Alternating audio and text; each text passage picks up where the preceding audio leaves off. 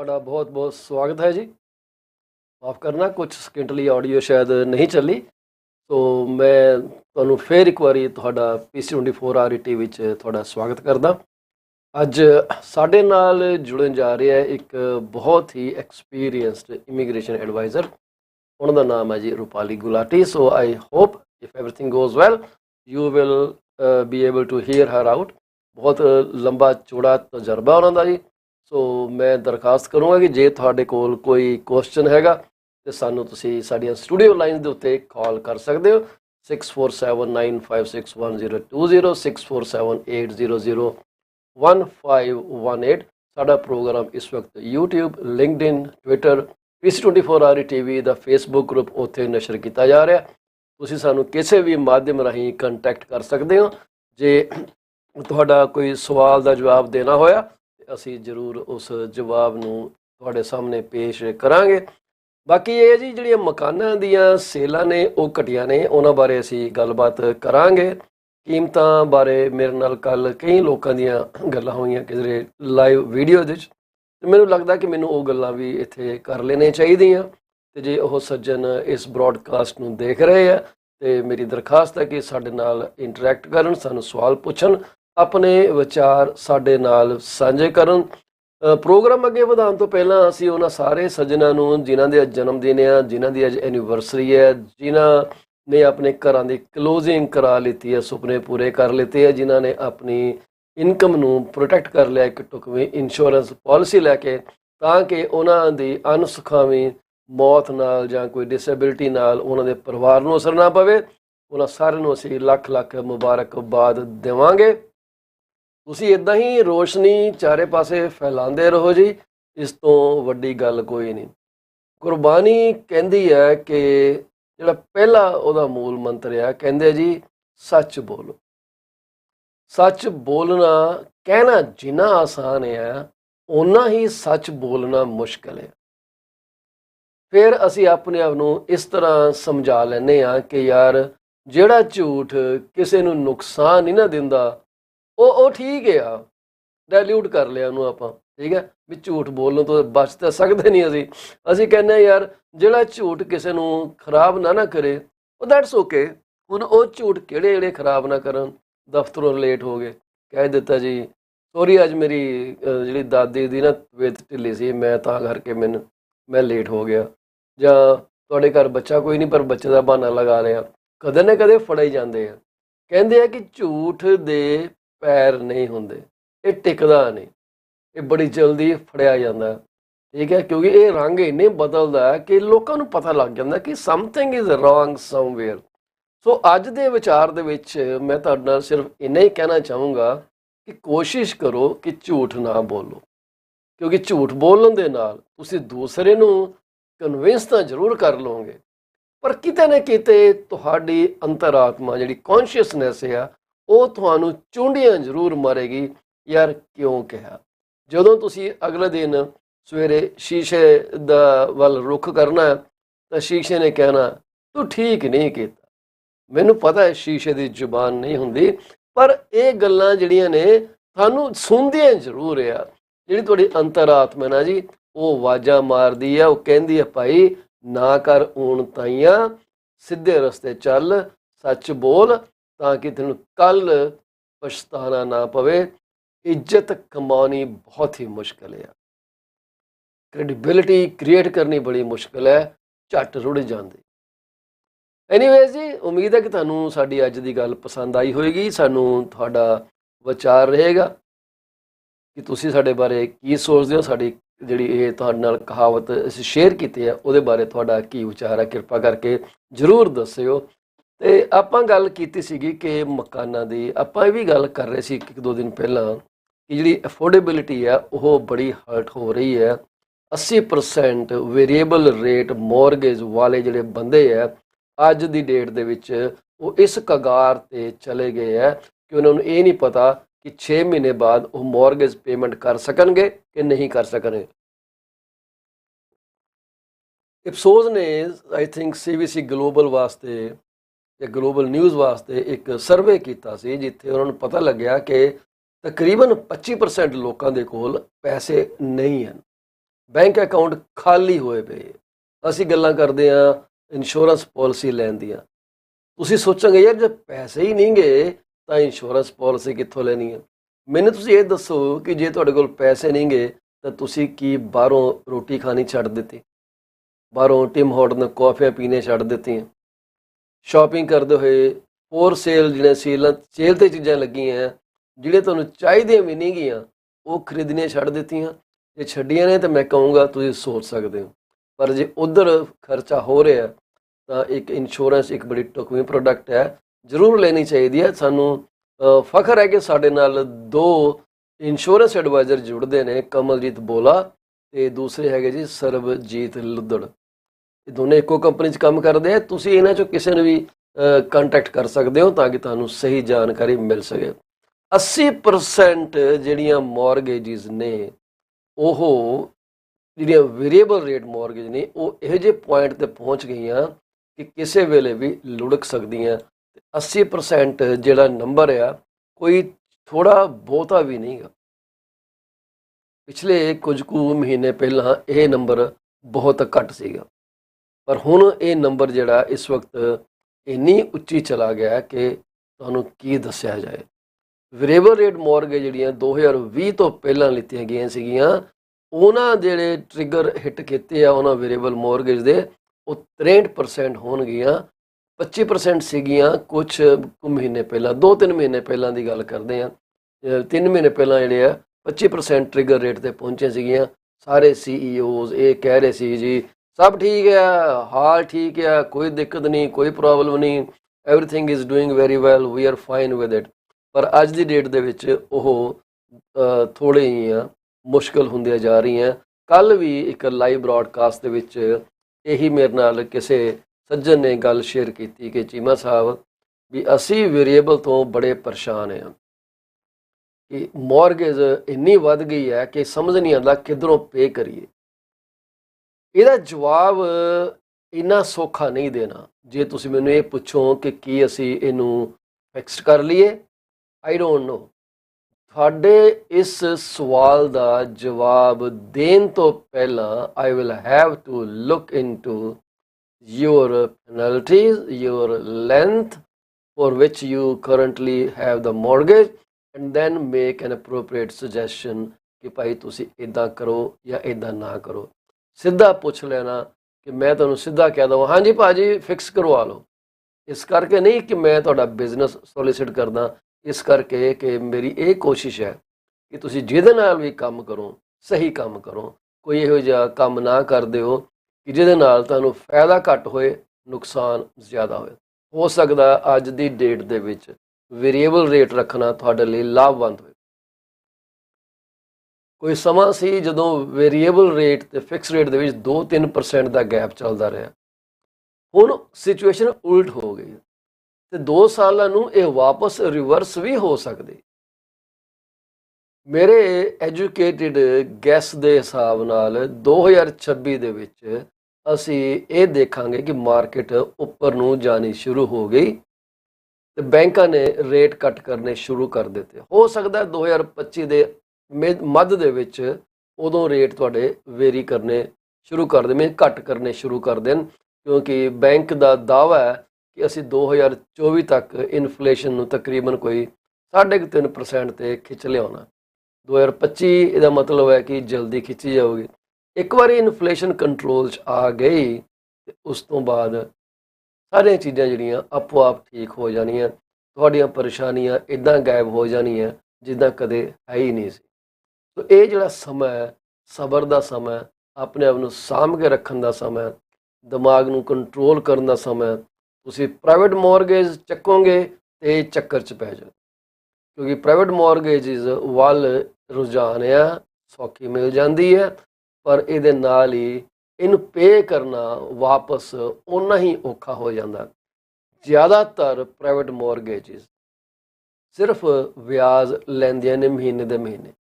ਵਿਆਜ ਦਾ ਰੇਟ ਜਿਹੜਾ ਉਹ 16% ਤੋਂ ਲੈ ਕੇ 20-22-25% ਤੱਕ ਵੀ ਹੋ ਸਕਦਾ।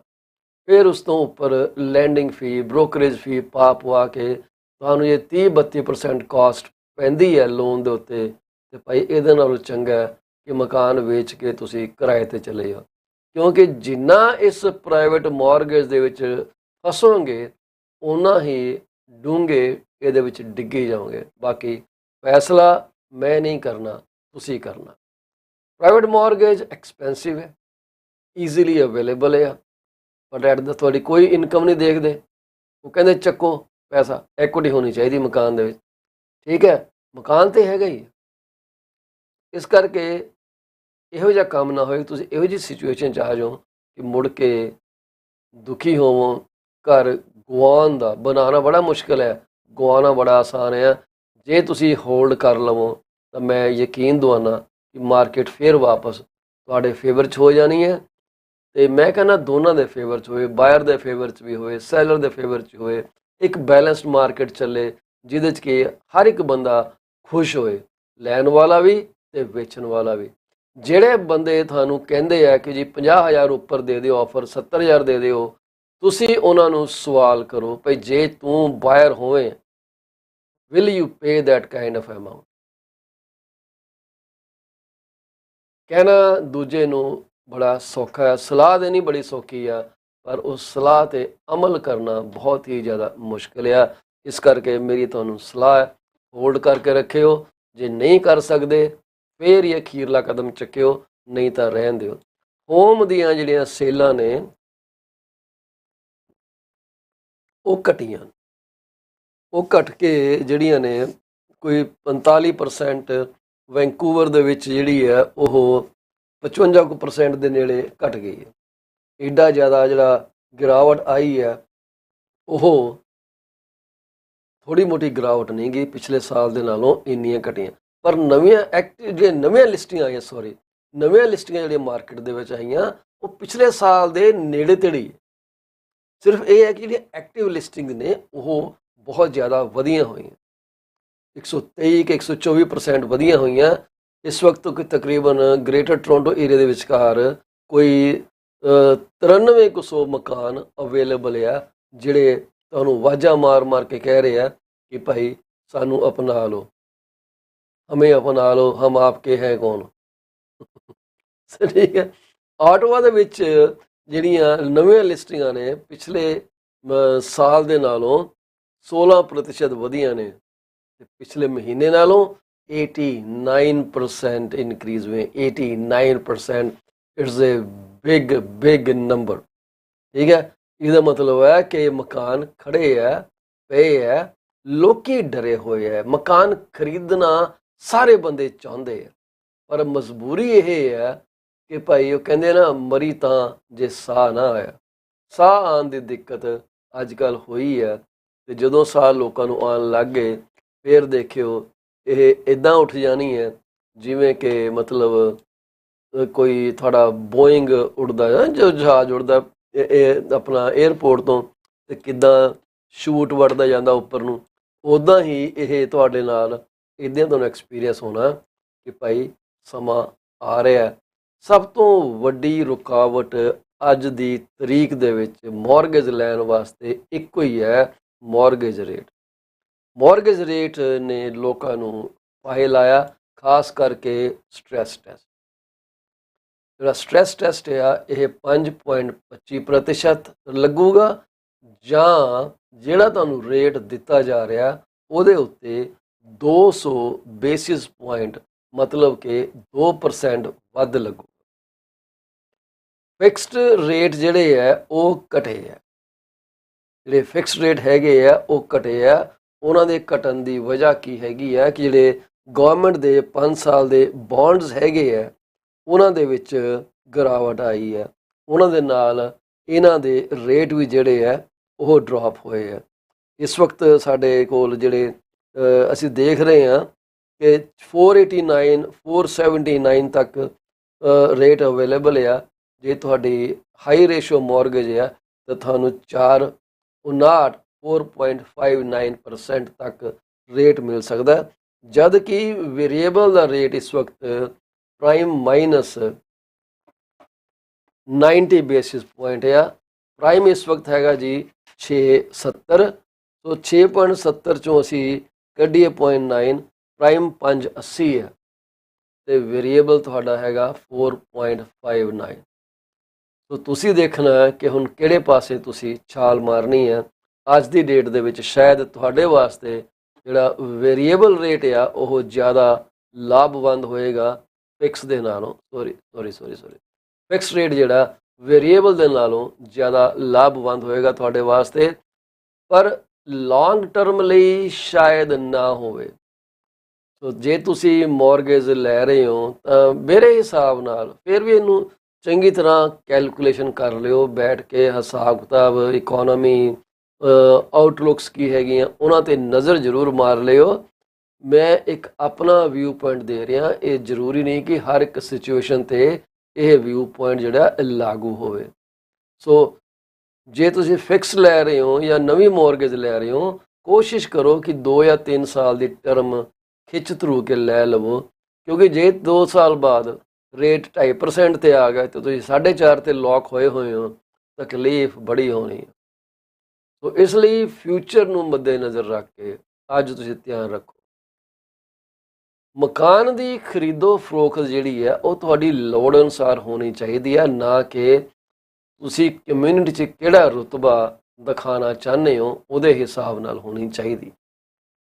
ਜੇ ਤੁਹਾਡਾ ਪਰਿਵਾਰ 2000 ਸਕੁਅਰ ਫੁੱਟ 'ਚ ਖੁਸ਼ ਰਹਿ ਸਕਦਾ ਤੇ 3000 ਸਕੁਅਰ ਫੁੱਟ ਦੇ ਮਕਾਨ ਛਾਲ ਲਾਣੀ ਕੋਈ ਅਕਲਮੰਦੀ ਵਾਲਾ ਕੰਮ।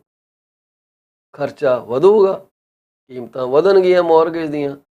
ਜਦੋਂ ਕਦੇ ਵੀ ਇਹੋ ਜਿਹੇ ਹਾਲਾਤ ਹੁੰਦੇ ਹੈ ਤੇ ਤੁਹਾਡੀ ਇਨਕਮ ਕਿਸੇ ਟਾਈਮ ਦੇ ਤਾਂ 3000 ਸਕੁਅਰ ਫੁੱਟ ਨੂੰ ਸੰਭਾਲ ਸਕਦੀ ਸੀ, ਪਰ ਜਦੋਂ ਹਾਲਾਤ ਉਲਟੇ ਹੋਏ ਜਿਵੇਂ ਅੱਜ ਕੱਲ੍ਹ ਚੱਲ ਰਹੇ ਆ, ਫਿਰ ਤੁਹਾਨੂੰ ਉਹਨੂੰ ਸਾਂਭਣਾ ਬਹੁਤ ਹੀ ਮੁਸ਼ਕਿਲ ਹੋ ਜਾਣਾ।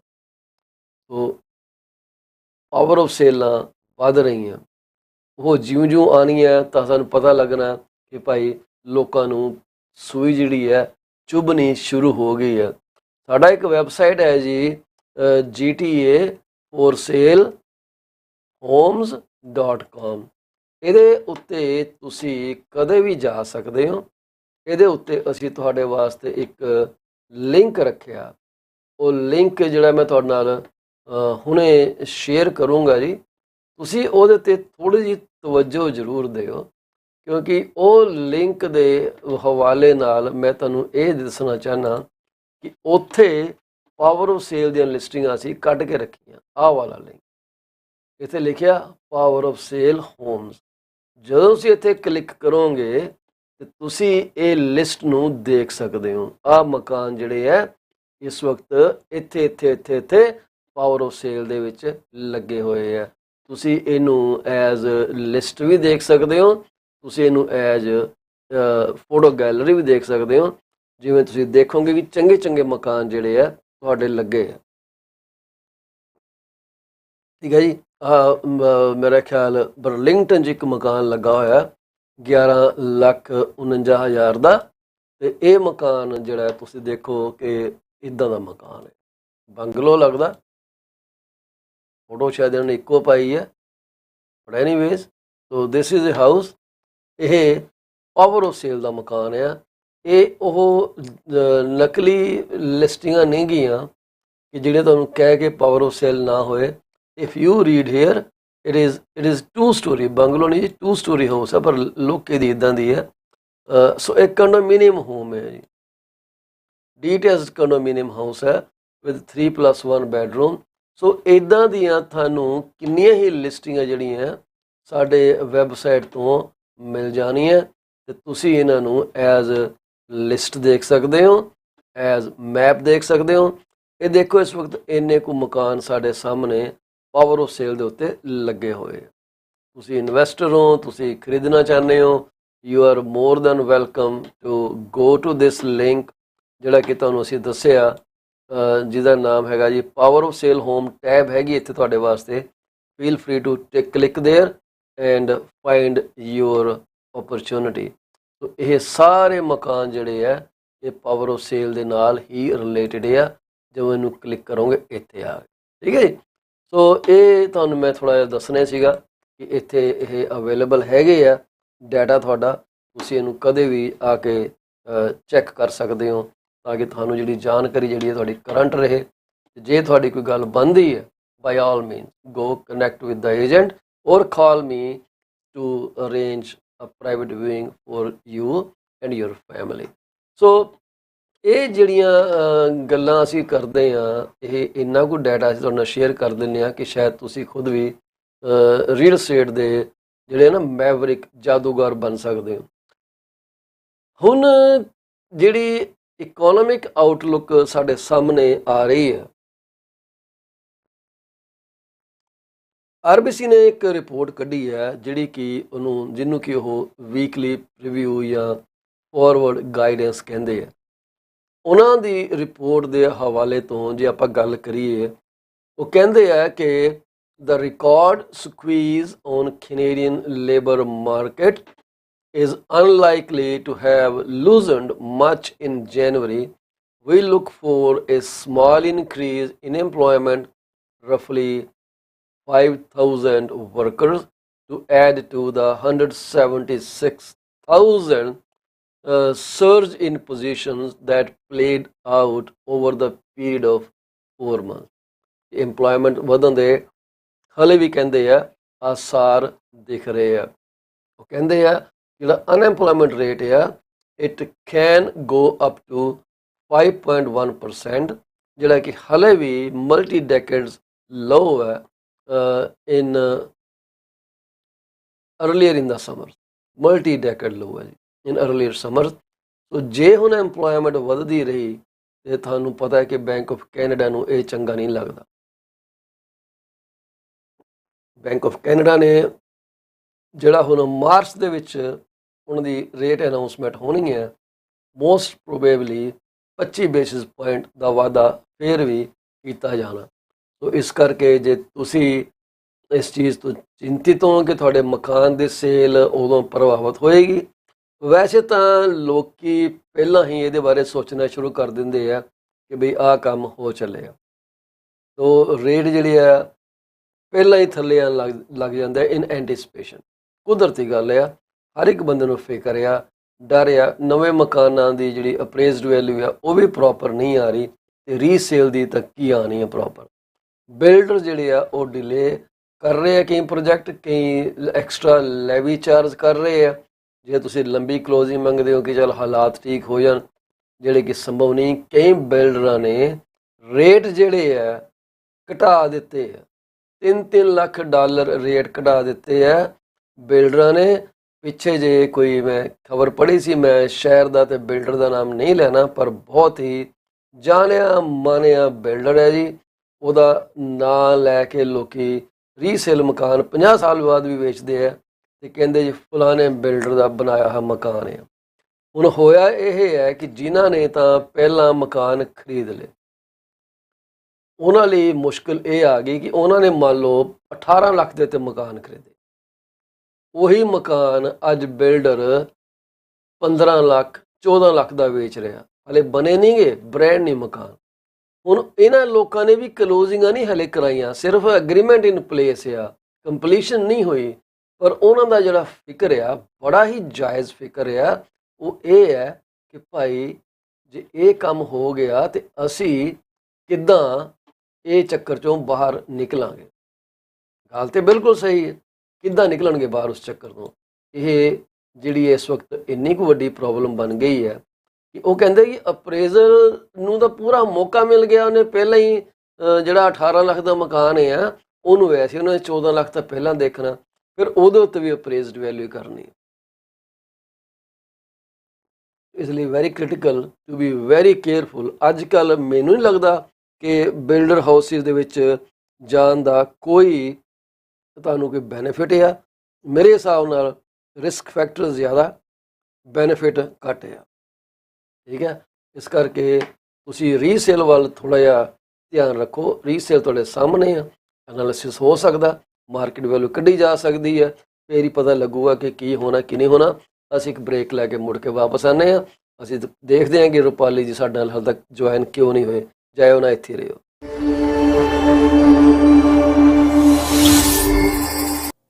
Are you looking for a reliable legal office that can handle your closing in the most effective manner? If yes, please get in touch with Rakesh Joshi at 416-213-8600.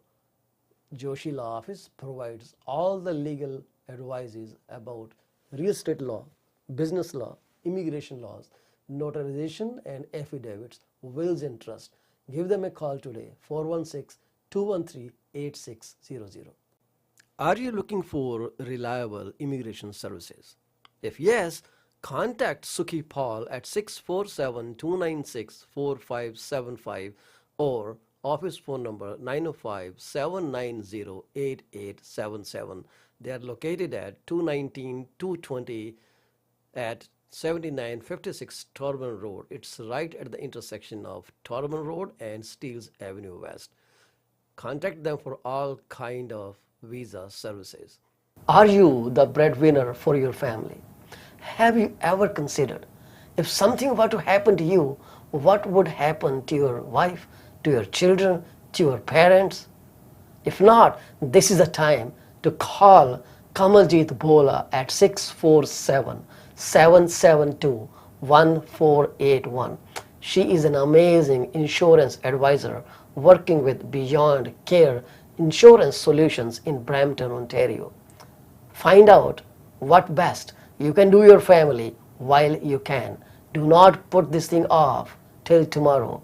This could be very, very critical for your family's future. Are you thinking of a career change or adding another one to your portfolio? Well, you are thinking right. Call Sarabjit Luddar at 416-879-3039 from Beyond Care Insurance Solutions. She also deals in life, long-term, travel, critical illness, disability insurance. Give her a call today at 416-879-3039. This is what we can tell you. She will always give you the right advice and help you find out if being an insurance advisor is your piece of cake. Are you thinking to sell your home and are concerned about depreciating values? Don't be. You are in safe hands with Paul Chima. Call me at 647-333-2273. I ensure safety of your home with electronic lock boxes. Nobody can enter your house without permission from our brokerage, and we provide full detail if needed at any point in time. Once again, Paul Chima, 647-333-2273. Better call Paul and get moving. Do you want to shop right without burning your pockets? If yes, please visit Monisha Discount Warehouse at 377 Burnhamthorpe Road, East Mississauga, Ontario. They are the best. They have all kind of Indian, Pakistani and other local stuff that you can buy at literally throwaway prices. Contact them at 905-361-0773. Monisha Discount Warehouse. D.P. Jain is a well-known name in the fields of accounting. You can contact him today at his cell number 416-305-0080 or his office number 905-790-9327. Once you start working with him, you will never want to leave him. He is 5-star professional. Call him today. D.P. Jain Professional Corporation. PC24 RETV is heard over so many different channels. If you want to promote your business for free, call me at 647-333-2273. You can also send your artwork to contact@paulchima.com. We are here to be partners in your business success. 647-333-2273.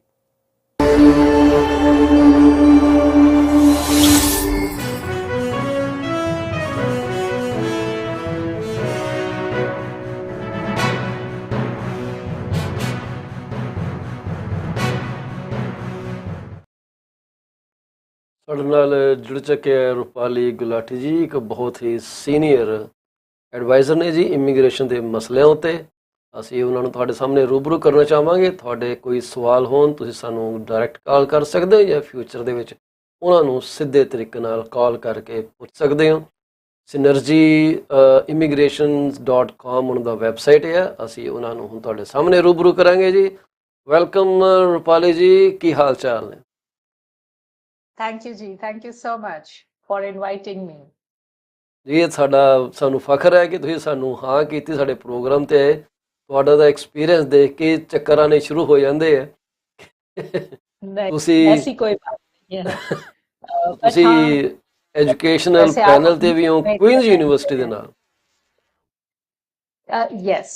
Yes, I am an adjunct professor at the Queen's University, teaching immigration consultancy certificate ਦੀ ਜਿਹੜੀ class ਹੈ ਉਹਨਾਂ ਦੀ। So that class I teach a paper. Yeah. That is fantastic, and I know Queen's University has an amazing reputation for every course.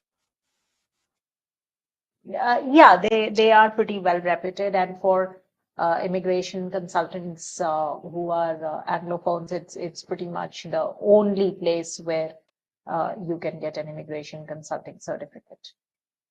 Ji, so a personal question: what drove you into immigration business? I don't think know. I caught you unaware. Yeah, it's been 23 years, and I stopped thinking of the answer long ago. I think I started as an employee of the Canadian Immigration Department, and मैं join ਕੀਤਾ ਸੀ Canadian High Commission New Delhi in the year 2000. Okay, so probably my file ran through you. Don't blame me. I won't. Because I applied somewhere at that time, and there's a long wait. I think it took more than 4 years. I came here in 2004, but I was told that the rules are being revamped, things are changing, criteria is being moved. Yes. So I was waiting and waiting, then finally gave up. Right. The Immigration Act itself changed on, I think, 28th June 2002. When it went from being the Immigration Act, it was renamed, revamped, and came to be called IRPA, Immigration and Refugee Protection Act. So this was where my file got caught up. Immigration the landscape, ਸਾਨੂੰ ਸਾਰਿਆਂ ਨੂੰ ਪਤਾ ਹੈ, immigration the landscape is the one landscape ਜਿਹੜੀ daily change ਹੁੰਦੀ ਹੈ. Rose. Every day there's something new that goes on. Yeah. Well, during COVID, they announced that they will bring 500,000 people, and everyone was wondering where the hell will those people come from? Flights were suspended, no one was traveling, and then suddenly those people came from within Canada. Yes. Canada to Canada immigration. Yes, because Canada ਦੇ ਵਿੱਚ temporary status ਵਾਲੇ individuals ਬਹੁਤ ਨੇ, like NA international students, NA work permit holders, and during COVID, ਉਹਨਾਂ ਨੇ ਉਹ ਵੀ facility open ਕੀਤੀ ਕਿ people who were visiting Canada, ਜਿਹੜੇ ਬਸ visit ਕਰ ਰਹੇ ਸੀ, if they could find employment and if the employer supported them with the necessary paperwork, ਉਹ Canada ਦੇ ਅੰਦਰੋਂ ਹੀ visitor to worker ਦੀ ਉਹਨਾਂ ਨੇ facility ਦਿੱਤੀ government ਨੇ ਕਿ ਤੁਸੀਂ ਅੰਦਰੋਂ ਹੀ ਆਪਣਾ status readjust ਕਰਨ ਲਈ apply ਕਰ ਸਕਦੇ ਹੋ. ਜੀ, that was kind of boom for many people. That was a big one. And ਹੁਣ I think ਉਹ ਵਾਲੀ ਜਿਹੜੀ temporary policy C, that's coming to an end on the 28th of February this year. Okay. But ਪਹਿਲਾਂ ਵੀ ਇੱਕ ਵਾਰੀ extend ਹੋ ਚੁੱਕੀ ਹੈ, तो I think ਹੁਣ ਆਪਾਂ ਸਾਰੇ wait and watch ਕਰ ਰਹੇ ਹਾਂ ਕਿ ਆ ਵਾਲੀ policy ਹੋਰ extend ਹੁੰਦੀ ਹੈ ਕਿ ਨਹੀਂ ਹੁੰਦੀ. Very right. So Gulati ji, what do you think is new news in immigration that people should be aware of? I think ਜਿਹੜੀ ਸਭ ਤੋਂ ਵੱਡੀ ਨਵੀਂ ਗੱਲ ਹੋਈ ਹੈ, ਜਿਹੜਾ ਇੱਕ immigration program ਹੈ, ਜਿਸ program ਨੂੰ ਜਿਹੜਾ ਸਭ ਤੋਂ ਪਪੂਲਰ ਪ੍ਰੋਗਰਾਮ ਹੈ, ਜਿਸ ਪ੍ਰੋਗਰਾਮ ਨੂੰ ਸਾਰੀ ਦੁਨੀਆ ਫੋਲੋ ਕਰਦੀ ਹੈ, that is the express entry program. ਠੀਕ ਹੈ, ਕਿਉਂਕਿ ਉਹਦੇ ਲਈ ਤੁਹਾਨੂੰ ਕੈਨੇਡਾ 'ਚ ਫੈਮਿਲੀ ਹੋਰ ਕੋਈ ਕਨੈਕਸ਼ਨ ਨੈਸੈਸਰਲੀ ਕੁਝ ਵੀ ਨਹੀਂ ਚਾਹੀਦਾ ਹੈ. if you meet the set criteria of the program, you will qualify. तो I think दुनिया सब तो closely watch express entry ਨੂੰ ਹੀ ਕਰਦੀ ਹੈ. तो most recently ਉਹਨਾਂ ਨੇ ਕਿਹਾ ਹੈ ਕਿ ਪਹਿਲੇ ਹੁੰਦਾ ਸੀ ਕਿ express entry ਦੇ ਸਾਰੇ draws general ਹੁੰਦੇ ਸੀ. It was a score based draw. And general draws ਹੁੰਦੇ ਸੀ, which means ਕਿ ਹਰ draw ਦੇ ਵਿੱਚ ਉਹ 4 categories include ਕਰਦੇ ਸੀ: federal skilled worker, Canadian experience class, federal skilled trades and provincial nominations. ਜੀ ਫਿਰ ਕੋਵਿਡ ਦੇ ਵੇਲੇ ਕੀ ਹੋਇਆ ਕਿ ਇਹਨਾਂ ਨੇ ਬੜਾ ਕੁਝ ਬੰਦ ਕਰਤਾ because of the COVID situation. ਜੀ CC based draws करते रहे, provincial nomination ਦੀ invitations भी भेजते रहे. फिर इस तो बाद इन्होंने सारा कुछ ही बंद करता, सिर्फ PNP draws open रहे. फिर ਹੁਣ जाके इन्होंने a few months ago they reopened the general draws. तो उस तो बाद I think internal policy changes हो रहे ने, and now the government has indicated कि ਹੁਣ express entry ਦੀ ਜਿਹੜੀ draws ਸੀਗੀ, they will be further subdivided into 4 kinds of draws. एक तो ਜਿਹੜੀ ਜਨਰਲ ਡਰਾ ਹੈ ਉਹ ਹੀ ਚੱਲੂਗੀ, ਨਾਰਮਲ ਜਿਹੜੀ ਜਨਰਲ ਡਰਾ ਹੈ, ਜਿਹੜੀ ਡਰਾ ਨੂੰ ਆਪਾਂ ਬੜੀ ਚੰਗੀ ਤਰ੍ਹਾਂ ਪਛਾਣਦੇ ਹਾਂ ਜੀ. ਦੂਜੀ ਉਹਨਾਂ ਨੇ ਕਿਹਾ ਹੈ ਕਿ they will do one draw for people who are francophones, ਜਿਨ੍ਹਾਂ ਨੂੰ ਫ੍ਰੈਂਚ ਆਉਂਦੀ ਹੈ ਜੀ. They have indicated that they'll be doing another draw for people who have international student background in Canada. जी. एक उन्होंने क्या है, they will do draws for people who have LMIA based work permits, basically employer supported work permits in Canada, valid employment offer te base karke जिन्हां दा work experience हैगा. तो this will be implemented in the coming weeks and months. लेकिन अपना intent government ने express करता है जी. So basically what I notice from your conversation ये है कि ये ਜਿਹੜਾ ਮਹਿਕਮਾ ਇਮੀਗ੍ਰੇਸ਼ਨ ਦਾ ਇਟ ਇਜ਼ ਐਕਸਟ੍ਰੀਮਲੀ ਡਾਇਨਾਮਿਕ. ਮਤਲਬ ਇਹ ਨਹੀਂ ਹੈ ਕਿ ਇੱਕ ਵਾਰੀ ਪਾਲਿਸੀ ਕਰਕੇ ਬੈਠ ਗਏ ਆ ਕਿ 6 ਮਹੀਨੇ ਬਾਅਦ ਦੇਖਾਂਗੇ. So they are kind of rotating the dial every other second. well I think I mean it. I treat all these convolutions and all these very frequent changes in a very positive way. Yes, absolutely. Because for the first time ever, to see immigration the targets dekho, the targets are very, very high. Yep. And obviously they have to constantly modify the program to meet the targets, to meet the labor market needs. Yes. Post COVID ਸਾਡੀ labor market is very tight. ਮੇਰੇ ਤੋਂ ਬਿਹਤਰ ਤੁਸੀਂ ਜਾਣਦੇ ਹੋ ਜੀ. तो labor market ਦੀ needs change ਹੁੰਦੀ ਹੈ. International students they are very deserving candidates for being granted permanent residence in the country. They integrate the best international Absolutely, students. that's true. ਤੇ ਬੜੀ ਵਾਰੀ ਹੁੰਦਾ ਹੈ ਕਿ ਜੇ ਉਹਨਾਂ ਨੂੰ ਤੁਸੀਂ ਜਨਰਲ ਕਰਾਊਡ ਦੇ ਨਾਲ ਪਾ ਦਿੰਦੇ ਹੋ तो ਉਹਨਾਂ ਦਾ PR ਲਈ ਕੁਆਲੀਫਾਈ ਕਰਨਾ ਕਦੀ ਉਹਨਾਂ ਕੰਫਰਟੇਬਲ ਨਹੀਂ ਰਹਿ ਜਾਂਦਾ. So a dedicated pathway for them was required, so on and so forth. So you see the needs of the country, the needs of the country's labor market, the needs of the simple need of the country to have more people. Yes. It's changing every day, and so they have to modify the program all the time. And I think the government owes those people ਜਿਹੜੇ ਇੱਥੇ student permit ਤੇ ਆਏ ਹੈ, ਪੜ੍ਹੇ ਹੈ, ਲਿਖੇ ਹੈ, local education ਲਿੱਤੀ ਹੈ, ਲੋਕਲ ਵਰਕ ਐਕਸਪੀਰੀਅੰਸ ਲਿਆ, and they were bled to pay lots of money, like multiple times than a regular Canadian. तो मेरा ख्याल ਇੱਕ moral obligation ਵੀ ਹੋ ਜਾਂਦੀ ਕਿ ਇਹਨਾਂ ਨੂੰ ਪਹਿਲਾਂ absorb ਕੀਤਾ ਜਾਏ, ਕਿਉਂਕਿ ਉਹ they took a risk 50-50. ਯਾਰ ਮਿਲੂਗੀ ਨਹੀਂ ਮਿਲੂਗੀ, they came. Right. And not only that, they integrate the best. They integrate the best. They are the best immigrants. They are the best immigrants because Canada, we all know, is an aging country in the sense that most of our population is aging. And we need Absolutely. younger and younger people to integrate, to be there in the country, to become permanent residents, to become a part of our workforce, to become part of the country. And students, international students, are pretty much the best because one, they are all young. Generally speaking, they are very young people, exactly the workforce and the population segment the Mm-hmm. government is looking for.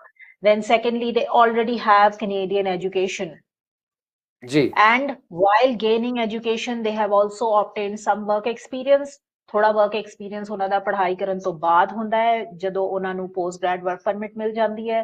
जी ਤੋ ਜਦੋਂ ਤੱਕ ਜਾ ਕੇ ਉਹ PR apply ਕਰਦੇ ਹੈ, ਉਹ Canada ਦੇ ਵਿੱਚ ਐਜੂਕੇਸ਼ਨ ਕਲਚਰ ਦਾ ਸਵਾਦ ਲੈ ਚੁੱਕੇ ਹੁੰਦੇ ਆ, ਉਹ ਕੈਨੇਡਾ ਦੇ ਵਰਕ ਕਲਚਰ ਨੂੰ ਐਡਜਸਟ ਹੋ ਚੁੱਕੇ ਹੁੰਦੇ ਆ। ਤੋ जी ਕੰਟਰੀ ਨੂੰ ਸਮਝਣੇ ਲੱਗ ਪੈਂਦੇ ਆ ਉਹ, and they are ready to become part of the country in a much better way, than anybody else, I would say. I totally agree with that Yes, ਕਿਉਂਕਿ ਜਦੋਂ ਤੁਸੀਂ ਰਹਿ ਰਹੇ ਹੋ you students already are the get top priority. acclimatized to the surrounding। Absolutely, ਸਿਰਫ absolutely. International student ਦੀ ਇੰਨੀ ਕੁ ਸ਼ਿਕਾਇਤ ਸੁਣਨ ਨੂੰ ਮਿਲਦੀ ਹੈ ਜਦੋਂ ਆਉਂਦੇ ਆ ਕਿ ਸ਼ੋਰ ਸ਼ਰਾਬਾ ਬੜਾ ਕਰਦੇ ਆ, ਕੇਅਰ ਨਹੀਂ ਕਰਦੇ neighbourhood the. And student life India 'ਚ ਕੁਝ ਹੋ ਰਿਹਾ, ਕੈਨੇਡਾ 'ਚ ਕੁਝ ਹੋ ਰਿਹਾ। ਇੱਥੇ ਕਲਚਰਲ ਵੈਲਿਊਜ਼ ਡਿਫਰੈਂਟ ਆ, ਇੰਡੀਆ 'ਚ ਡਿਫਰੈਂਟ ਆ। ਉੱਥੇ ਨੋਬਡੀ ਕੇਅਰਸ, ਉੱਥੇ ਤੁਸੀਂ ਜੋ ਮਰਜ਼ੀ ਖੱਪ ਖਾਣਾ ਕਰੀ ਆ, ਪਰ ਇੱਥੇ ਲੋਕਾਂ ਦੇ ਵਰਕ ਸਕੈਜੂਲ ਡਿਫਰੈਂਟ ਆ। ਕੋਈ ਆਫਟਰਨੂਨ ਸ਼ਿਫਟ ਆ, ਕੋਈ ਨਾਈਟ ਸ਼ਿਫਟ ਆ, ਕੋਈ ਮਾਰਨਿੰਗ ਸ਼ਿਫਟ ਆ। ਕੋਈ ਸੁੱਤਾ ਤੇ ਤੁਸੀਂ ਬਲੇਰਿੰਗ ਮਿਊਜ਼ਿਕ ਲਾ ਕੇ ਇੰਜੋਏ ਕਰ ਰਹੇ ਹੋ, ਕਾਰਾਂ ਚਾਰਜਰ ਰੱਖੀਆਂ, ਸਲੈਂਸਰ ਪੱਟੇ ਆ, ਛਾਂ ਛਾਂ ਕਰਦੇ ਜਾ ਰਹੇ ਹੋ। ਸੋ ਮੇਰੇ ਹਿਸਾਬ ਨਾਲ ਇਹਨਾਂ ਨੂੰ ਜੀ ਸੱਦ ਕੇ ਬੁਲਾਓ, ਕਿਉਂਕਿ ਕੈਨੇਡੀਅਨ ਇਕੋਨਮੀ ਜਿਹੜੀ ਹੈ ਉਹ ਇੰਟਰਨੈਸ਼ਨਲ ਐਜੂਕੇਸ਼ਨ ਦੇ ਉੱਤੇ ਬਹੁਤ ਜ਼ਿਆਦਾ ਡਿਪੈਂਡੈਂਟ ਹੈ। ਇੱਕ ਤਾਂ ਹਾਊਸਿੰਗ ਦੇ ਉੱਤੇ ਡਿਪੈਂਡੈਂਟ ਹੈ, ਦੂਸਰੀ ਉਹਨੂੰ ਐਜੂਕੇਸ਼ਨ 'ਤੇ ਡਿਪੈਂਡੈਂਟ ਹੈ। ਮੈਨੂੰ ਕਈ ਵਾਰ ਲੱਗਦਾ ਕਿ ਇਹ ਰਿਪਲੇਸ ਤਾਂ ਨਹੀਂ ਕਰ ਰਹੇ ਰੀਅਲ ਏਸਟੇਟ ਨੂੰ ਐਜੂਕੇਸ਼ਨ ਦੇ ਨਾਲ, ਕਿਉਂਕਿ ਇੰਨਾ ਇਹਨਾਂ ਨੂੰ They are both irreplaceable. ਯਾ ਇੰਨਾ ਕੁ ਪੈਸਾ ਇਹਨਾਂ ਬਣਦਾ 2017-18 ਚ ਕੋਈ 25 ਕੇ 30 ਬਿਲੀਅਨ ਡਾਲਰ ਦਾ ਬਿਜ਼ਨਸ ਗਵਰਨਮੈਂਟ ਨੇ ਐਜੂਕੇਸ਼ਨ ਸੈੱਲ ਕਰਕੇ ਕੀਤਾ। ਇੰਨਾ ਪੈਸਾ ਸਟੂਡੈਂਟਸ ਲੈ ਕੇ ਆਉਂਦੇ ਆ ਇੱਥੇ ਕੈਨੇਡਾ 'ਚ। ਮੇਰੇ ਹਿਸਾਬ ਨਾਲ ਇਹਨਾਂ ਦੀ ਇਮੀਗ੍ਰੇਸ਼ਨ ਉੱਤੇ ਇਹਨਾਂ ਨੂੰ ਟੈਸਟ ਵੀ ਕਰਨਾ ਚਾਹੀਦਾ, ਕੈਨੇਡੀਅਨ ਕਲਚਰ ਦੇ ਉੱਤੇ, ਵੈਲਿਊਜ਼ ਉੱਤੇ, ਰਹਿਣ ਸਹਿਣ ਉੱਤੇ ਕੋਈ ਨਾ ਕੋਈ ਆਬਲੀਗੇਸ਼ਨ ਕਿਸੇ ਨਾ ਕਿਸੇ ਪੁਆਇੰਟ ਦੇ ਉੱਤੇ ਫਿਕਸ ਕਰਨੀ ਚਾਹੀਦੀ ਹੈ ਕਿ ਇਹਨਾਂ ਨੂੰ ਆਉਣ ਤੋਂ ਪਹਿਲਾਂ ਪਤਾ ਲੱਗ ਜਾਏ ਕਿ ਉੱਥੇ ਅਸੀਂ ਕਿੱਦਾਂ ਰਹਿਣਾ ਜਾ। ਇਸ ਬਾਰੇ ਮੇਰੀ ਇੱਕ ਥਾਟ ਹੈਗੀ ਹੈ ਜੀ। ਆਈ ਥਿੰਕ ਜੇ ਉਹ ਵੀਜ਼ਾ ਅਪਰੂਵ ਕਰਨ ਤੋਂ ਪਹਿਲਾ ਟੈਸਟ ਕਰਨਗੇ ਬੱਚੇ ਨੂੰ, ਸਟੂਡੈਂਟ ਨੂੰ, ਜੀ, ਤੋ ਜਿਹੜੀ ਐਪਲੀਕੇਸ਼ਨ ਨੂੰ ਅਪਰੂਵ ਕਰਦੇ ਹੈ ਉਹਨੂੰ ਵੀ ਟੈਸਟ ਕਰਨਾ ਪੈਣਾ ਹੈ, ਤੇ ਜਿਹੜੀ ਐਪਲੀਕੇਸ਼ਨ ਰਿਫਿਊਜ਼ ਹੁੰਦੀ ਹੈ ਉਹਨੂੰ ਵੀ ਟੈਸਟ ਕਰਨਾ ਪੈਣਾ ਹੈ। ਜੀ। So both of these together will be very resource intensive. It will be. ਇੱਕ ਚੀਜ਼ ਮੈंने ਬੜੀ ਬਾਰੀ ਫੀਲ ਕੀਤੀ ਹੈ, and I'm very vocal about it, ਜੀ, ਕਿ ਜਿਹੜਾ ਵੀ except visitors, ਜਿਹੜੇ ਵੀ temporary residents ਕੈਨੇਡਾ ਆਉਂਦੇ ਆ, ਭਾਵੇਂ students ਹੋਣ ਭਾਵੇਂ workers ਹੋਣ, I strongly feel ਕਿ government ਜਿੰਨੀ ਵੀ social support and social services and orientation services provide ਕਰਦੀ ਹੈ, ਉਹਦੇ ਵਿੱਚ ਇੱਕ compulsory component ਹੋਣਾ ਚਾਹੀਦਾ ਹੈ about orienting the person, an orientation session for every student and every worker who arrives in the country, to attend those sessions, and which will essentially train them ਕਿ yes, ਸਾਡੇ culture ਦੇ ਵਿੱਚ ਸਾਡੀ society ਦੀ ਕੀ expectations ਹੈ, Canadian culture ਦੀ ਕੀ expectations ਹੈ, ਜੀ, ਇਸ country ਦੇ ਵਿੱਚ ਪ੍ਰੋਪਰਲੀ ਕਿੱਦਾਂ ਇੰਟੀਗ੍ਰੇਟ ਹੋਣਾ ਹੈ, ਇਸ ਕੰਟਰੀ ਦੀ ਕੀ ਐਕਸਪੈਕਟੇਸ਼ਨਸ ਹੈ, ਔਰ ਜੇ ਮੀਟ ਨਹੀਂ ਕੀਤੀ ਤਾਂ ਉਹਦੇ ਨਾਲ ਫਿਰ ਅੱਗੇ ਕੀ ਹੋ ਸਕਦਾ ਹੈ, ਰਿਪਰਕਸ਼ਨਸ ਕੀ ਹੋ ਸਕਦੀਆਂ। I think this is a better idea Rupali ji. ਇਹ ਤੁਸੀਂ ਬੜੀ ਸੋਹਣੀ ਗੱਲ ਕੀਤੀ ਕਿ education institution themselves can run such courses. ਕੋਈ ਨਾ ਕੋਈ ਇਹਦੇ ਮੈਂਡੇਟ ਹੋਣਾ ਜ਼ਰੂਰੀ ਹੈ। ਇਹ ਨਹੀਂ ਕਹਿੰਦਾ ਕਿ ਬੱਚੇ ਜਾਣ ਕੇ ਕਰਦੇ ਆ ਜਾਂ ਇਹਨਾਂ ਨੂੰ ਪਤਾ ਹੀ ਨਹੀਂ ਬਾਏ ਲਾਜ਼ ਦਾ। ਇਹਨਾਂ ਨੂੰ ਇਹ ਨਹੀਂ ਪਤਾ ਕਿ ਬੁਲੇਵਾਰਡ ਤੇ ਗੱਡੀ ਨਹੀਂ ਖੜੀ ਕਰੀਦੀ, ਇਹਨਾਂ ਨੂੰ ਇਹ ਨਹੀਂ ਪਤਾ ਕਿ ਵਾਕਵੇ ਬਲੌਕ ਨਹੀਂ ਕਰੀਦੇ, ਇਹਨਾਂ ਨੂੰ ਇਹ ਨਹੀਂ ਪਤਾ ਕਿ 10 ਵਜੇ ਤੋਂ ਬਾਅਦ ਮੋਸਟ ਸਿਟੀ ਦੇ ਵਿੱਚ ਤੁਸੀਂ ਮਿਊਜ਼ਿਕ ਪਲੇ ਨਹੀਂ ਕਰ ਸਕਦੇ ਲਾਊਡਲੀ। ਸੋ 36 ਚੀਜ਼ਾਂ ਇਹਨਾਂ ਨੂੰ ਪਤਾ ਹੀ ਨਹੀਂ ਗਈਆਂ, ਤੇ ਲੋਕੀ ਫਿਰ ਜਾ ਕੇ ਮੱਥਾ ਨਹੀਂ ਮਾਰਦੇ। ਪਤਾ ਹੈ ਉਹਨਾਂ ਨੂੰ ਆ ਵੀ ਨਹੀਂ ਪਤਾ ਹੈ ਕਿ ਜੇ ਇੱਥੇ ਸਪੀਡਿੰਗ ਲਈ ਪੁਲਿਸ ਨੇ ਤੁਹਾਨੂੰ ਰੋਕ ਲਿਆ ਤੇ ਤੁਸੀਂ 500 ਦਾ ਨੋਟ ਦੇ ਕੇ ਅੱਗੇ ਨਹੀਂ ਜਾ ਸਕਦੇ। ਤੁਹਾਨੂੰ ਉਹਨੂੰ ਸਿੱਧਾ ਸਪੀਡਿੰਗ ਦੀ ਚਾਰਜ ਲੱਗਣੀ ਹੈ। ਪੁਲਿਸ ਬਿਲਕੁਲ ਇਕੁਅਲੀ ਟਰੀਟ ਕਰਦੀ ਹੈ ਹਰੇਕ ਨੂੰ, ਤੇ you will get into trouble. ਉਹ ਦੇਖ ਲਓ ਯੂਕੇ ਦੇ ਜਿਹੜਾ ਪ੍ਰਾਈਮ ਮਿਨਿਸਟਰ ਆ, ओरिएंटेशन वाला क्वेश्चन हो जाता है। हाँ ਯੂਕੇ जी, ਦੇ हाँ ਪ੍ਰਾਈਮ जी, ਮਿਨਿਸਟਰ ਨੂੰ ਟਿਕਟ ਮਿਲ sure। ਗਈ ਨਾ ਜੀ, ਬੈਲਟ ਨਹੀਂ ਸੀ ਪਾ ਕੇ ਗੱਡੀ ਚਲਾ ਰਿਹਾ। देखो बनती है टिकट ਉਹਨਾਂ ਦੀ ਬਣਦੀ ਹੈ, ਰਾਈਟ। ਬਿਲਕੁਲ ਮਿਲੇ ਜੀ ਉਹਨਾਂ ਨੂੰ। He was issued I think some penalty ਉਹਨਾਂ ਨੂੰ ਪੇ ਕਰਨੀ ਪਈ ਹੈ, ਕਿਉਂਕਿ he did a video while driving and he wasn't wearing the seat belt. ਕਿਸੇ ਨੇ ਪੁਆਇੰਟ ਕੀਤਾ then he was given it. Penalty ਬਣਦੀ ਹੈ। ਇੱਥੇ ਲਾ ਇਸ Yeah, ਐਕਸਟੈਂਟ ਦਾ ਕੰਮ which ਕਰਦਾ, is ਇਹ so ਨਹੀਂਗਾ ਕਿ good। ਭੂਆ ਭਤੀਜ ਦਾ ਕੋਈ ਮਾਮਾ ਲੱਗੂ ਜਾਂ ਕੋਈ ਆਊਗਾ ਤੁਸੀਂ ਕੁਝ हो ਬਚ नहीं ਜਾਓਗੇ। सकता। ਸੋ ਮੈਨੂੰ ਲੱਗਦਾ ਹੈ Yeah, ਇਹ and I love students that ਨੂੰ idea। ਇੰਟੀਗ੍ਰੇਟ ਕਰਨ ਦੇ ਵਿੱਚ ਅਸੀਂ ਫੇਲ ਹੋਏ ਆ, ਸਿਸਟਮ ਫੇਲ ਹੋਇਆ। ਬੁਲਾ ਲਿੱਤੇ ਆ, ਪਰ ਉਸ ਘਰ 'ਚ ਰਹਿਣਾ ਕਿੱਦਾਂ ਇਹਦੇ ਤੌਰ ਤਰੀਕੇ ਕਿਸੇ ਨੇ ਨਹੀਂ ਸਮਝਾਏ। ਉਹ ਵਿਚਾਰੇ ਬਦਨਾਮੀ ਖੱਟ ਰਹੇ ਆ, ਕਮਿਊਨਿਟੀ ਬਦਨਾਮ ਹੋ ਰਹੀ ਹੈ। ਆਹ ਵਾਲੀ ਗੱਲ ਮੈਂ ਬਾਰ-ਬਾਰ ਫੀਲ ਕਰਦੀ ਹਾਂ। ਇਹ ਮੈਨੂੰ ਹਾਂਜੀ ਬਾਰ-ਬਾਰ ਲੱਗਦਾ ਹੈ ਕਿ ਕਾਲਜ ਜਿਹੜੀ ਓਰੀਐਂਟੇਸ਼ਨ ਦਿੰਦਾ ਹੈ ਜਾਂ ਯੂਨੀਵਰਸਿਟੀ ਜਿਹੜੀ ਓਰੀਐਂਟੇਸ਼ਨ ਦਿੰਦੀ ਹੈ, ਉਹ ਐਜੂਕੇਸ਼ਨ ਰਿਲੇਟਡ ਹੁੰਦੀ ਹੈ ਤੇ ਕੈਂਪਸ ਲਾਈਫ ਰਿਲੇਟਡ ਹੁੰਦੀ ਹੈ, ਜੀ right. And it's more theoretical in nature. I think ਜਿਹੜਾ ਸਟੂਡੈਂਟ ਯੂਰਪ ਤੋਂ ਆ ਰਿਹਾ ਹੈ, ਈਸਟਰਨ ਯੂਰਪ ਤੋਂ ਆ ਰਿਹਾ ਹੈ, ਜਾਂ ਸਾਊਥ ਏਸ਼ੀਅਨ ਫਾਰ ਈਸਟ ਤੋਂ ਆ ਰਿਹਾ ਹੈ, ਸਾਊਥ ਏਸ਼ੀਅਨ ਸਬ ਕੌਂਟੀਨੈਂਟ ਤੋਂ ਆ ਰਿਹਾ ਹੈ, ਜਾਂ ਅਫਰੀਕਾ ਜਾਂ Latin America, they come from very different cultural backgrounds। ਜੀ they whatever is normal for them is not normal here, and whatever Yes. is normal here ਉਹਨਾਂ ਨੂੰ ਅੰਦਾਜ਼ਾ ਹੀ ਨਹੀਂ ਹੈ। yeah तो एक हैंड्स ऑन, एक अप्लाइड टाइप दी ओरिएंटेशन चाहिए है कि what are the general expectations, mhm है ना। तो this is something JD which could be provided by the colleges, definitely universities, the educational institutions, plus जी साडे जिन्ने भी settlement centers हैं, जी right। So yeah, I'm very vocal about this need कि yeah I think and there's they nothing need to wrong be with it. told। Yeah, there's No, nothing wrong with it. it's a very good thing actually। जी It ਅਸੀਂ will ਵੀ churn out better individuals, better permanent residents, better students, better workers। So when a person knows कि this is the parameter, these are the parameters within which we have to operate, if they clearly know their parameters and those are rubbed deep, ingrained deeply into them, that is going to have an impact। absolutely you I do remember madam ਕਿ ਜਦੋਂ ਮੈਂ 2004 ਚ ਆਇਆ, ਉਦੋਂ students ਇੰਨੇ ਜ਼ਿਆਦਾ ਨਹੀਂ ਸੀ ਆਉਂਦੇ। ਉਦੋਂ ਦਾ ਸਾਨੂੰ ਵੀਜ਼ਾ ਲੈਣਾ ਬੜਾ ਮੁਸ਼ਕਿਲ ਸੀ, 4-4 ਸਾਲ ਵੇਟ ਕੀਤੀ ਅਸੀਂ ਇੱਥੇ। ਟੋਟਲੀ ਦਿਮਾਗ ਚੋਂ ਨਿਕਲ ਵੀ ਗਿਆ ਸੀਗਾ ਕਿ ਮੈਂ ਵੀਜ਼ਾ ਅਪਲਾਈ ਕੀਤਾ ਹੈ। I had actually purchased a house. ਉਹਦੇ 2 ਸਾਲ ਨਹੀਂ ਹੋਏ, ਉਹਦੇ 2 ਸਾਲ ਵੀ ਨਹੀਂ ਰਹੇ ਕਿ ਸਾਨੂੰ ਵੀਜ਼ਾ ਆ ਗਿਆ। And we didn't remember that we apply ਕੀਤਾ ਹੋਇਆ। ਫਟਾਫਟ ਅਸੀਂ ਵਾਈਂਡ ਅਪ ਕਰਕੇ ਇੱਥੇ। ਉਦੋਂ ਸਟੂਡੈਂਟਸ ਨਹੀਂ ਸੀ ਇੰਨੇ ਜ਼ਿਆਦਾ ਹੁੰਦੇ। ਹੁਣ ਤੇ ਪਲੇਨ ਜਿਹੜੇ ਆ ਸਟੂਡੈਂਟਸ ਤੇ ਹੀ ਆ ਰਹੇ। Right। They have a huge target of 1.5 million people in Canada, I think by 2025, something like that. कुछ इतना target. Yes, and that's an immense target. That's a very big target, and well, and that is why all programs are shifting and changing at all times। Yeah. So Rupali ਜੀ, ਕੀ ਤੁਹਾਡੇ ਮਤਲਬ ਲੱਗਦਾ ਕਿ immigration ਜਿਹੜੇ ਬੰਦੇ ਉੱਥੋਂ ਫਾਈਲ ਕਰਦੇ ਆ ਇੰਡੀਆ ਤੋਂ, ਉਹਨਾਂ ਨੂੰ ਕੀ ਸੋਚਣਾ ਚਾਹੀਦਾ, ਕਿਹੜੇ ਪੁਆਇੰਟਸ ਉਹਨਾਂ ਨੂੰ ਨਜ਼ਰ ਰੱਖਣੇ ਚਾਹੀਦੇ ਆ ਬਿਫੋਰ ਦੇ ਈਵਨ ਥਿੰਕ ਅਬਾਊਟ ਇਮੀਗ੍ਰੇਸ਼ਨ, ਕਿ ਤਾਂ ਕਿ they can go smoothly through it? ਤੁਸੀਂ ਕੀ ਹੈਲਪ ਪ੍ਰੋਵਾਈਡ ਕਰ ਸਕਦੇ?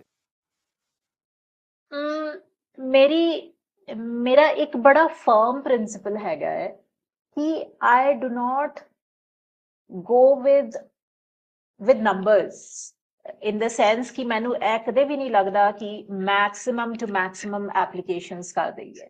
ਬਿਲਕੁਲ ਸਹੀ ਗੱਲ ਹੈ। So you prefer ਜਿਹੜਾ ਵੀ quality ਬੰਦਾ over ਮੇਰੇ ਕੋਲ quantity? ਆਉਂਦਾ ਹੈ, yes, and I also never try to fit, and this is something I'm very proud of and I'm never ji going to change it, I never tried to fit a square peg into a round hole and a round peg into a square hole।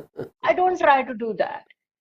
मतलब जे जे 24 साल 25 साल तो घट as है ते student visa ही file करना है, well it does look like कि student visa is the best option, लेकिन ਜਿਹੜੇ ਬੱਚੇ ਦਾ ਮੈਨੂੰ ਦਿਸ ਰਿਹਾ ਹੈ ਕਿ this is probably not a good case for a student visa, so I will not, ਉਹ ਕਿੰਨਾ ਵੀ ਕਹਿ ਲੇ I will not. तो my only thing is ਜਿਹੜੀ ਮੈਂ ਬਾਰ-ਬਾਰ ਕਹਿੰਦੀ ਆ, I'm very open in saying that ਕਿ ਕਿਸੇ ਵੀ ਅੰਨੀ ਦੌੜ ਦੇ ਵਿੱਚ ਨਾ ਪੈ ਜਾਵੋ। ਕਹਾਣੀ ਤਾਂ ਇਦਾਂ ਹੀ ਚੱਲਦੀ just look at what suits you।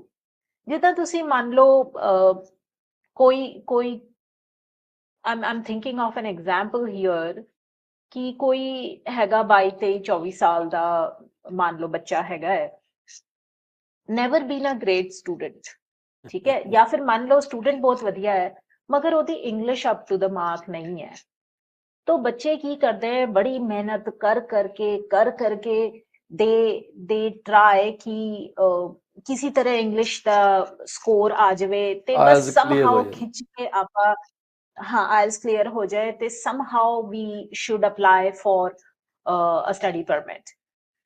ਹੁੰਦਾ ਕੀ ਹੈ ਕਿ ਮੰਨ ਲਓ ਬੱਚਾ ਬਹੁਤ ਬ੍ਰਾਈਟ ਨਹੀਂ ਸੀਗਾ, ਜਾਂ ਮੰਨ ਲਓ ਮਤਲਬ ਉਹਦੇ ਮਾਰਕਸ ਬਹੁਤ ਵਧੀਆ ਨਹੀਂ ਸੀਗੇ, ਜਾਂ ਮੰਨ ਲਓ ਉਹ ਇੱਕ ਸਰਟਨ ਬੈਕਗ੍ਰਾਉਂਡ ਦਾ ਬੱਚਾ ਹੈ ਜਿਸ ਬੈਕਗ੍ਰਾਉਂਡ ਜਾਂ ਉਹਦੇ ਮਾਰਕਸ ਇਸ ਤਰ੍ਹਾਂ ਦੇ ਹੈ ਜਿੱਥੇ ਸਟੂਡੈਂਟ ਵੀਜ਼ਾ ਅਪਰੂਵ ਹੋਣ ਦੀ ਉਮੀਦ ਬੜੀ ਘੱਟ ਹੈਗੀ ਹੈ, ਤਾਂ ਮੈਂ ਕਾਹਦੇ ਲਈ ਉਹਨੂੰ ਸਟੂਡੈਂਟ ਵੀਜ਼ਾ ਤੇ ਪੁਸ਼ ਕਰਨਾ ਹੈ?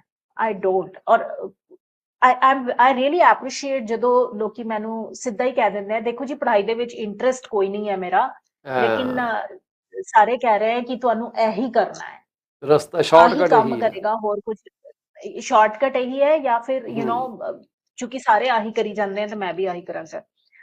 तो दूसरी गल ये होगी कि मेरे वाला 50 साल का बंदा जिन्हों लगता कि वीजा वो तो मिलना नहीं कि जी मैं स्टूडेंट परमिट ते चल जावां उत्ते, मैं ते I rarely ever entertain, पर इदां दे केसेस आउंदे आ वैसे ਜਿਹੜੇ एल्डर एज ਦੇ ਹੋਣ। ਲੋਕੀ ਪੁੱਛਦੇ हैं कि जी ਹੋਰ ਕੋਈ ਤਰੀਕਾ ਨਹੀਂ ਨਿਕਲ ਰਿਹਾ ਤੇ ਫਿਰ should I apply for a study permit? Absolutely। ਮੇਰਾ ਇੱਕੋ ਹੀ ਜਵਾਬ ਹੁੰਦਾ ਹੈ ਕਿ ਜੇ ਤੁਸੀਂ ਆਫੀਸਰ ਹੁੰਦੇ, ਸਮਝ ਲਓ ਕਿ ਤੁਸੀਂ ਨਹੀਂ ਹੋ, ਤੁਸੀਂ ਇਮੀਗ੍ਰੇਸ਼ਨ ਤੁਸੀਂ ਕੇਸ ਆਫੀਸਰ ਹੋ ਸਾਹਮਣੇ, ਹਾਂ ਠੀਕ ਹੈ ਨਾ, ਤੇ ਤੁਹਾਡੇ ਸਾਹਮਣੇ ਆ ਵਾਲੀ ਐਪਲੀਕੇਸ਼ਨ ਆਈ ਹੈ ਤੁਹਾਡੀ 45 ਸਾਲ ਦਾ ਸਟੂਡੈਂਟ ਜੀ, ਤੇ ਬਹੁਤ ਸਾਲ ਪਹਿਲਾਂ ਬੈਚਲਰਸ ਕੀਤੀ ਸੀ, ਉਸ ਤੋਂ ਬਾਅਦ ਪਿਛਲੇ 20 ਸਾਲ ਤੋਂ ਕੰਮ ਕਰ ਰਹੇ हैं एंड सडनली डिप्लोमा या फिर मास्टर्स ਕਰਨ ਨੂੰ ਆ ਰਹੇ हैं जी, will you approve it?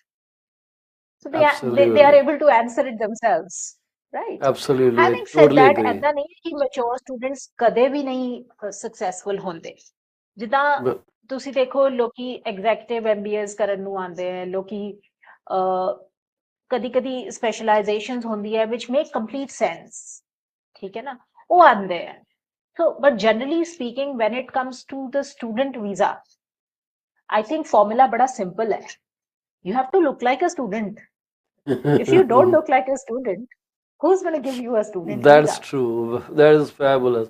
मैं दूसरी गल ये है कि ਤੁਹਾਡਾ as case officer experience बड़ा लंबा चौड़ा रहा है, so you have the ability to see any file from the other side, not just as a थोड़ी जी शायद आप ही डेवलप हो गई है because any file departmental level पे मैं देखी है sitting on the other side of the table कि एक I think एक सिक्स सेंस डेवलप हो गई है कि केड़ी एप्लीकेशन दी सेंस बन रही है ते केड़ी एप्लीकेशन। एब्सोल्युटली ਉਹ ਤੁਹਾਡਾ ਤਜਰਬਾ ਜਿਹੜਾ ਨਾ ਜੀ ਉਹ ਇਨਵੈਲਿਊਏਬਲ ਹੈ। I think the principle of only working with the right people comes from there। दूसरी गल है कि तुसी adjunct professor हो क्वींस यूनिवर्सिटी ਦੇ ਨਾਲ, so that also adds to your caliber। तो ਜਦੋਂ ਇਹ ਦੋਨੇ ਚੀਜ਼ਾਂ ਜੋੜ ਦਈਏ ਤਾਂ ਤੁਹਾਡੀ ਜਿਹੜੀ ਕੋਰ ਵੈਲਿਊਜ਼ ਹੈਗੀਆਂ that makes all the sense। So you have thank you so much for saying that conforming it's a tough behavior industry and I try to deal with it। Yeah, you have conforming behavior in your practice at the college and from the other angle of the embassy point of view कि application किन्नी को legit है किन्नी को नहीं legit। मैंने तो इन्ना पता है कि मेरा ਅਸੀਂ ਬੜਾ ਕਨਫਿਊਜ਼ ਕੀਤਾ ਕਿ ਅਸੀਂ ਉੱਥੇ ਕੈਮਿਸਟ ਬਣਨਾ ਹੈ, and I was in forensic science. ਤੋ ਮੇਰੇ ਸਕੋਰ ਵੀ ਕੋਈ 82 ਕ੍ਰਾਸ ਕਰ ਗਏ ਸੀਗੇ ਤੇ 60 ਸਮਥਿੰਗ ਚਾਹੀਦੇ ਸੀਗੇ। ਤੇ ਮੈਨੂੰ ਸਾਰਿਆਂ ਨੇ ਕਿਹਾ ਵੀ ਤੇਰੀ ਤਾਂ ਇਮੀਗ੍ਰੇਸ਼ਨ 100% ਪੱਕੀ ਆ, ਕੋਈ ਤੈਨੂੰ, ਕਿਉਂਕਿ ਜਿਨ੍ਹਾਂ ਦੇ 65 62 ਸਕੋਰ ਆਇਆ ਉਹਨਾਂ ਦੀ ਇੰਟਰਵਿਊ ਨਹੀਂ ਆਈ, ਸਿੱਧੇ ਵੀਜ਼ਾ ਆ ਗਏ। ਉਹ ਮੈਂ ਹੀ ਇਕੱਲਾ ਸੀਗਾ ਜਿਹਦੀ ਇੰਟਰਵਿਊ ਆਈ। ਸਾਨੂੰ ਸਮਝ ਨਹੀਂ ਆਇਆ ਕਿ just think that is an experience in itself, right? कि कोई तो वजह रही होगी and you were able to answer the questions and you know qualify. So ਜੀ I ਉਹ think ਤੁਹਾਨੂੰ ਲਿਖ that ਕੇ was ਭੇਜਦੇ great. ਆ, ਉਹ ਦੇ do send you the reason ਕਿ ਅਸੀਂ ਤੁਹਾਨੂੰ ਇੰਟਰਵਿਊ ਕਰਨਾ, ਸਮਥਿੰਗ ਕੇਮ ਅਪ, ਜਾਂ ਸ਼ਾਇਦ ਮੈਂ ਆਪ ਹੀ ਸੋਚ ਲਿਆ ਕਿ ਇਹ ਹੋ ਸਕਦਾ।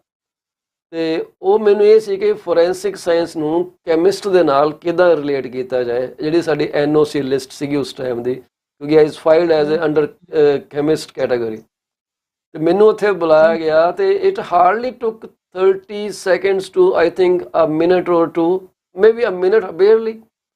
ਮੈਡਮ ਸੀ ਨਾਲ, ਮੈਂ ਸੀ, ਉਹਨੇ ਮੈਨੂੰ ਬੁਲਾਇਆ। ਉਹ ਕਹਿੰਦਾ I do not understand how you fit as a chemist when you are working as a forensic scientist, how are these two relevant? Then I told him ਕਿ ਅਸੀਂ blood sample ਜਿਹੜੇ ਲੈਂਦੇ ਆ, we treat them as chemicals, we prepare special chemicals, we use those chemicals at a micro level, we run these techniques, it is all chemical process, it's called biochemical process, and we try to find out ਕਿ ਇਹ groups ਕੀ ਹੈਗੇ ਆ, protein enzymes ਕੀ ਹੈਗੇ ਆ, this is what we determine, and he was immediately convinced। ਉਹਨੇ ਕਿਹਾ okay, you are done, but do you want me to call my wife? He said no, that's fine, we are okay with it, you will get your medical and all those things। Because एक general perception ਜਿਹੜਾ ਹੈਗਾ forensic scientist the, that we think that it's all about fingerprints, right? ਆਪਾਂ ਉਹ ਬਾਲੀਵੁੱਡ ਵਾਲਾ impression ਲੈ ਕੇ ਚੱਲਦੇ ਹਾਂ ਕਿ forensic science means ਉਹ forensic team ਆ ਰਹੀ ਹੈ, ਉਹ ਕੁਝ ਪਾਊਡਰ ਜਿਹਾ ਪਾ ਕੇ fingerprints lift ਕਰ ਰਹੀ ਹੈ, that is our understanding।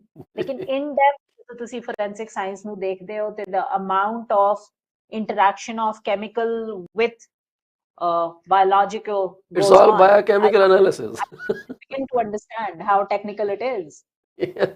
So it's great that you were able to convince। Yeah, for some weird reason I am always confident about my profession, so because I go very thorough in it, so that was the only thing I thought, and that was what he actually asked me। And the second thing he asked me was to show him my experience certificate, which was extremely difficult to procure because nobody in my office wanted anyone to leave। ਉਹ ਡੱਡੂ ਵਾਲੀ ਕਹਾਣੀ ਸੁਣੀ ਨਾ ਜੀ, ਕਿ ਡੱਡੂ ਖੁੱਲੇ ਡੱਬੇ 'ਚ ਐਕਸਪੋਰਟ ਕਰਦੇ ਆ, ਕਹਿੰਦੇ ਕੀ, ਕਹਿੰਦੇ ਇੱਕ ਨਿਕਲੂਗਾ ਦੂਜੇ ਬਾਹਰ ਖਿੱਚ ਲੈਣਗੇ। ਸਾਡੇ ਦਫ਼ਤਰ 'ਚ ਇਹੋ ਜਿਹਾ ਹਾਲ ਸੀ। So I have to convince my immediate superior to not tell the director and give me the experience certificate। Those I two know things these are very practical difficulties, these are very very practical practical difficulties। but ਪਰ ਬਹੁਤ ਚੰਗਾ ਲੱਗਿਆ ਤੁਹਾਡੇ ਨਾਲ ਗੱਲ ਕਰਕੇ ਪੈਂਦਾ ਹੈ ਜੀ। ਤੇ ਸਾਡੇ ਪ੍ਰੋਗਰਾਮ ਤੁਸੀਂ ਜ਼ਰੂਰ ਆਇਆ ਕਰੋ ਜੀ, ਬਾਰ-ਬਾਰ ਆਇਆ ਕਰੋ, ਤੇ ਅਸੀਂ ਸਟਰੋਂਗਲੀ ਰਿਕਮੈਂਡ ਕਰਾਂਗੇ ਕਿ ਕਰੋ, ਆਪਾਂ ਆ ਜਾਵਾਂਗੇ, no problem। ਹਾਂਜੀ। ਸੋ ਕਿਉਂਕਿ ਇਹ ਤੁਸੀਂ ਕਹਿ ਲਓ ਕਿ ਸਾਡਾ ਅੱਜ ਇੱਕ ਇੰਟਰੋਡਕਟਰੀ ਤੁਹਾਡੇ ਨਾਲ ਸੈਸ਼ਨ ਹੋਇਆ। ਸੋ 11:30 ਦਾ ਟਾਈਮ ਹੋ ਗਿਆ ਜੀ, ਅਸੀਂ 1 ਮਿੰਟ ਉੱਪਰ ਚੱਲ ਰਹੇ ਹਾਂ। ਆਗਿਆ ਲੈਣੀ ਚਾਹਾਂਗੇ ਸਾਰੇ ਦਰਸ਼ਕਾਂ ਤੋਂ ਇਸ ਵਕਤ, ਤੇ ਤੁਸੀਂ ਜਾਣ ਵੇਲੇ ਕੁਝ ਕਹਿਣਾ ਚਾਹੋ ਤਾਂ please, this is your time. ਮੈਨੂੰ ਬਸ ਇੱਕੋ ਹੀ ਗੱਲ ਕਹਿਣੀ ਹੈ, ਟੂ ਇਮੀਗ੍ਰੇਟ ਟੂ ਕੈਨੇਡਾ ਬਹੁਤ ਸੋਹਣਾ ਸੁਪਨਾ ਹੈ, ਬਹੁਤ ਪਿਆਰੀ ਡ੍ਰੀਮ ਹੈ, ਆਪਣੀ ਡ੍ਰੀਮ ਨੂੰ ਨਹੀਂ ਛੱਡਣਾ। ਬਟ ਜਸਟ ਰਿਮੈਂਬਰ, ਇੱਕ ਤੁਹਾਡੇ ਲਈ ਪ੍ਰੋਪਰ ਰਸਤਾ ਬਣਿਆ ਹੋਇਆ ਹੈ, ਉਹ ਰਸਤਾ ਲੱਭ ਕੇ ਉਸ ਰਸਤੇ ਤੇ ਆਓ। not because ਕਿ ਤੁਹਾਡਾ ਗੁਆਂਢੀ ਕਿਹੜੇ ਰਸਤੇ ਆ ਰਿਹਾ ਹੈ ਤੇ ਤੁਹਾਡਾ ਕਜ਼ਨ ਕਿਹੜੇ ਰਸਤੇ ਆਇਆ ਸੀ, ਤੇ ਯੂ نو ਕੋਈ ABC ਕਿਸ ਤਰ੍ਹਾਂ ਆ ਰਿਹਾ ਹੈ। there is a pathway for you।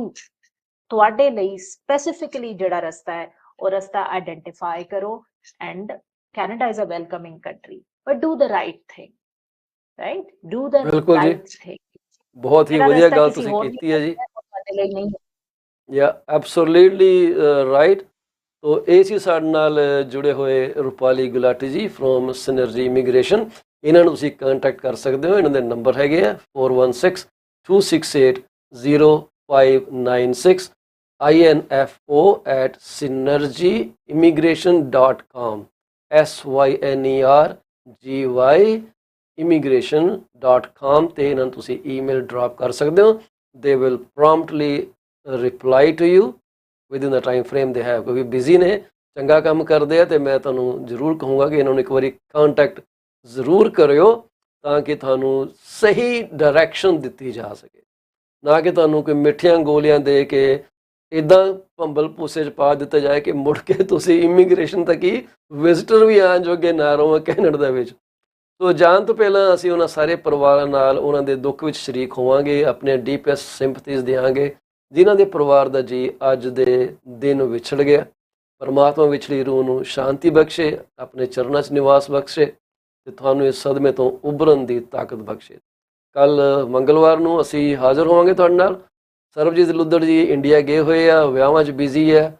ਮੈਂ ਦੇਖਿਆ ਜੀ ਉਹ ਰੰਗ ਬਿਰੰਗੇ ਸਾੜੀਆਂ ਅਤੇ ਜੁਐਲਰੀ ਪਾ ਕੇ ਡਾਂਸ ਕਰ ਰਹੇ। ਮੈਨੂੰ ਉਮੀਦ ਨਹੀਂ ਆ ਕਿ ਉਹ ਸਾਡੇ ਨਾਲ ਜੁੜਨਗੇ, ਪਰ ਕੋਈ ਮਸਲਾ ਨਹੀਂ ਗਾ, ਆਪਾਂ ਪ੍ਰੋਗਰਾਮ ਤੁਹਾਡੇ ਨਾਲ ਇੱਦਾਂ ਹੀ ਜਾਰੀ ਰੱਖਾਂਗੇ 10:30 ਤੋਂ ਲੈ ਕੇ 11:30 ਵਜੇ ਤੱਕ।